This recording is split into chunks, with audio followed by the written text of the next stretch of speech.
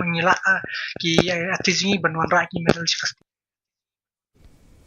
The much-anticipated City Football Tournament got underway with 8 teams each in the men's and women's categories, battling for top honours, including sides from across the city as well as Assam Rifles and Shillong Police. The tournament was inaugurated by Jai Singh Bensla in the presence of senior army officials, students and invited guests. In the opening match, the Assam Rifles football team delivered a dominant performance, defeating Light Corps SC 5-0 to make a strong start to the campaign. The competition will conclude on February 27th, with winners in both categories set to receive rupees 3 lakh each, while runners-up will get rupees 2 lakh.